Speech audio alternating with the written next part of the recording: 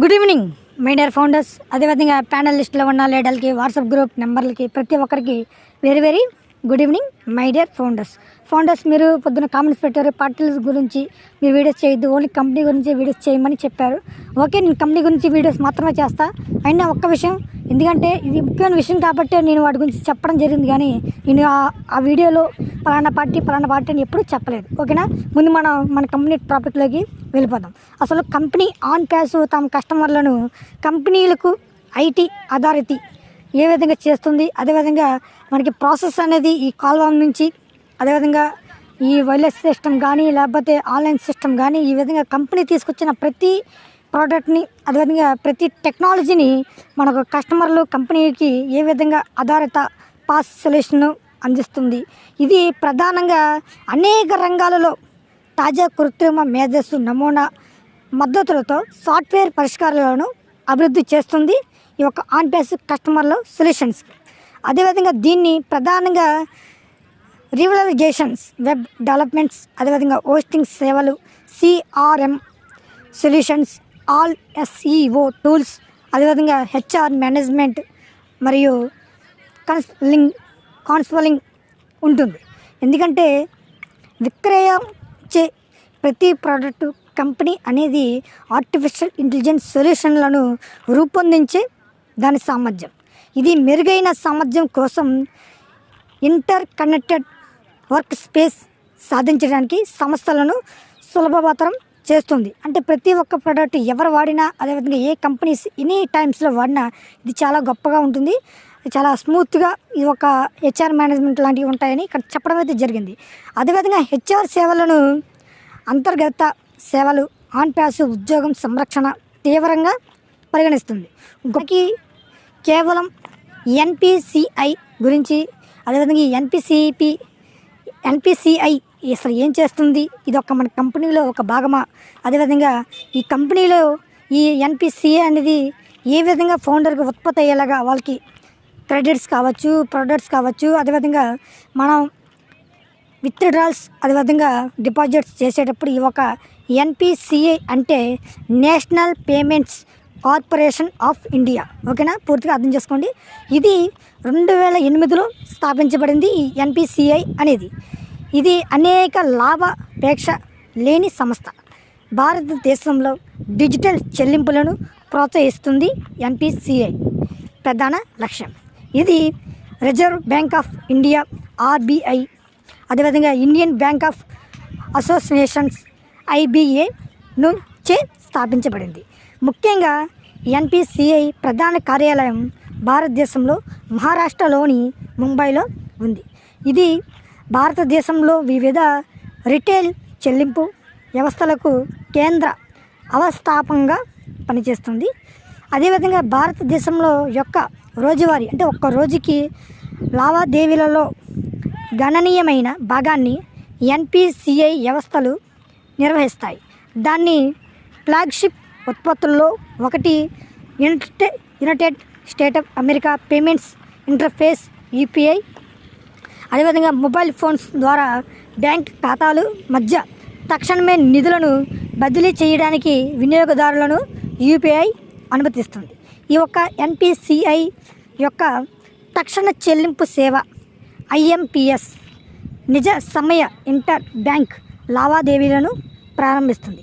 ఇది యూపీఐ ఆధారిత లావాదేవీలను ప్రోత్సహించడానికి Bharat interface for money BHIM యాప్ను పరిచయం అయితే చేసింది. అదేవిధంగా ఏటీఎం లావాదేవీల కోసం ఎన్పిసిఐ నేషనల్ ఫైనాన్స్ స్విచ్ ఎన్ఎఫ్ఎస్ను నిర్వహిస్తుంది. మై డియర్ ఫౌండర్స్, ఈ విధంగా భారతదేశంలో దేశీయ చెల్లింపు కార్డు నెట్వర్క్ అయిన రూపే కార్డ్ పథకాన్ని కూడా సంస్థ అనేది నిర్వహించడం అయితే జరిగింది. ఎందుకంటే ఈరోజు ఎవరికైనా సరే రూపే కార్డ్స్ అనేది సింపుల్ అకౌంట్, అంటే 500 ఇస్తే కేవలం ఒక సింపుల్ అకౌంట్ అనేది రూపే కార్డు ద్వారా ఎక్కడికైనా నుంచి ఎక్కడి వరకైనా ఈ యొక్క మనీని యాక్సెస్ అనేది చేయవచ్చు. రూపే కార్డ్స్ వల్ల వీసా కార్డ్స్, అదేవిధంగా మాస్టర్ కార్డ్స్ వంటి గ్లోబల్ పేమెంట్ నెట్వర్క్లతో పోటీ పడతాయి. ఆర్థిక చేరిక కోసం NPCI Aadhaar enabled payment system ఏఈపిఎస్ను ప్రారంభిస్తుంది. ఏపీపీఎస్ కస్టమర్లు ఆధార్ ప్రమాణీకరణ ఉపయోగించి ప్రాథమిక బ్యాంకింగ్ లావాదేవీలను నిర్వహించడానికి ముఖ్యంగా అనుమతిస్తుంది మైడియర్ ఫౌండర్స్.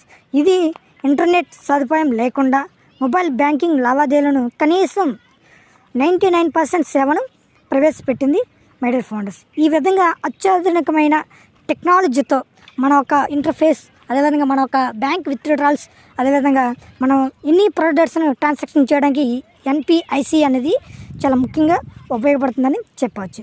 ఇది యూటిలిటీ బిల్ చెల్లింపుల కోసం కూడా NPCI Bharat bill payment system బీబీపీఎస్ను పర్యవేక్షిస్తుంది.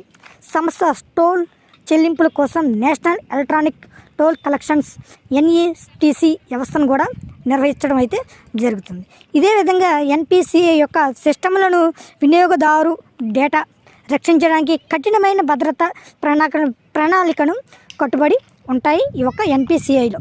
అదేవిధంగా మీరు తన పరిధిని విస్తరించుకోవడానికి బ్యాంకులు, ఫిన్టెక్ కంపెనీలు, అదేవిధంగా ప్రభుత్వ ఏజెన్సీలతో ఇది ఒక ముఖ్యంగా సహకరిస్తుందని చెప్పవచ్చు. ఎన్పిసిఐ వివిధ కార్యక్రమాల ద్వారా డిజిటల్ చెల్లింపుల్లో ఆవిష్కరణను ప్రోత్సహిస్తుంది. అంటే మన కంపెనీ ఎలా అయితే ప్రొడక్ట్స్ రిలీజ్ చేసి కంపెనీ అనేది ఎలా ముందుకు వెళ్తుందో దాని ద్వారా వచ్చే కమిషన్స్ కూడా ట్రాఫిక్ని మన ప్రతి ఫౌండర్కి ఇచ్చే విధంగా ఇది కేవలం భాగస్వాములుగా వ్యవహరిస్తుంది. అంతర్జాతీయ సరిహద్దు చెల్లింపులను కూడా మెరుగుపరచడానికి సంస్థతో సొంత భాగస్వాములు. అదేవిధంగా నగదు రహిత ఆర్థిక వ్యవస్థ కోసం భారత ప్రభుత్వం యొక్క ఫుల్ ఎన్పిసిఐ కీలక పాత్ర అనేది వహించడం అయితే జరుగుతుంది మైడియర్ ఫౌండర్స్. ఈ విధంగా ఎన్పిసిఐ గురించి కొంచెమే తెలుసుకున్నాం. మిగతా పార్ట్స్ మనం రేపొద్దున్న చర్చించుకుందాం. ఎందుకంటే ఎన్పిసిఐ అనేది ప్రతి ఫౌండర్కి క్లారిటీగా తెలుసుకోవాల్సిన అవసరం అయితే ఉంది. మన భారత ప్రభుత్వం ఏం చేస్తుంది, అదేవిధంగా ఎన్పిసిఐ వల్ల మనకి మన వ్యాలెట్లో ఎలాంటి ట్రాన్సాక్షన్స్ అనేవి ఉంటాయి, ఈ విధంగా ప్రత్యేకించి ప్రతి సింగిల్ ఫౌండర్ ఎలా ముందుకు వెళ్తాడు అనే విషయం గురించి క్లారిటీగా చెప్పడం అయితే జరిగింది. ఎందుకంటే ఇది క్యూఆర్ కోడ్స్ ద్వారా కూడా డిజిటల్ మార్గాన్ని ద్వారా వ్యాపార చెల్లింపులు సులభతరం చేస్తుంది. ఇవన్నీ మన కంపెనీలో త్వరలో రాబోతున్నాయి మైడియర్ ఫౌండర్స్. స్కాన్ చేసి మన ప్యాకేజ్ యాక్టివేట్ చేసుకోవడం, అదేవిధంగా వైర్లెస్ టెక్నాలజీ ద్వారా మన ప్యాకేజెస్ని కొనుగోలు చేయడం, 4G 5G లాంటి టెక్నాలజీని ఉపయోగించి మనం ముందుకు వెళ్తున్నాం. దాని గురించి క్లారిటీతో ఎన్పిసిఐ గురించి కొన్ని పాయింట్స్ మాత్రమే మీకు చెప్పడం అయితే జరిగింది. వేతనాలు, అదేవిధంగా ప్రత్యేక ఉద్యోగాలు, ప్యాకేజీలను అందిస్తుంది ఈ యొక్క హెచ్ఆర్ మేనేజ్మెంట్. ఇది ఇష్టపడే పెట్టుబడిదారుల కోసం మంచి షేర్ ప్రోగ్రాం కలిగి ఉంది.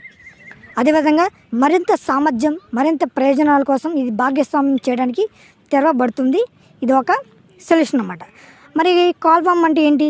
క్వాల్కామ్ అంటే క్వాల్కామ్ వైర్లెస్ టెక్నాలజీ పరిశ్రమ టైటాన్. ఇది దుబాయ్లో ఐటీ కంపెనీలో ఒక ముఖ్యమైన అంచును అందిస్తుంది.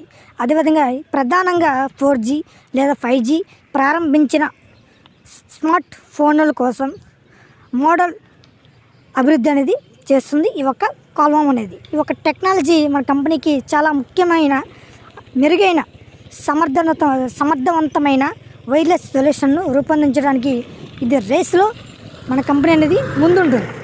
దీన్ని స్నాప్డ్రాగన్ ప్లాట్ఫామ్, CPU, అదేవిధంగా DSP, అదేవిధంగా GPU వంటి చిప్పులను అభివృద్ధి అనేది చేస్తుంది. ఇలా చాలా స్మార్ట్ ఫోన్లను ఉపయోగించబడుతుంది ఈ వైర్లెస్ టెక్నాలజీ క్వాల్కామ్స్. అదేవిధంగా సంస్థ యొక్క స్పెషలైజేషన్ విభాగాలు PR సొల్యూషన్స్, అదేవిధంగా IoT సొల్యూషన్స్, ఎడ్యుకేషన్స్, లిమిటెడ్ ఆడియస్ సొల్యూషన్స్, మరిన్న కనెక్టివిటీ ఈ ఒక ప్రోగ్రాంలో ఉండడం అయితే జరుగుతుంది. అదేవిధంగా మన మిగతా పాయింట్స్ రేపు పొద్దున చర్చించుకుందాం. అందరికీ మరొకసారి good evening my dear founders. Video నచ్చితే ఖచ్చితంగా ఒక కామెంట్ అనేది పెట్టండి. అదేవిధంగా సబ్స్క్రైబ్ చేసుకుంటే తెలియని సింగిల్ ఫౌండర్స్ కూడా వెళ్ళి వాళ్ళ టీంని పెంచుకోవడానికి చాలా ఆస్కారం అయితే ఉంటుంది. అందరికీ మరొకసారి good evening my dear founders.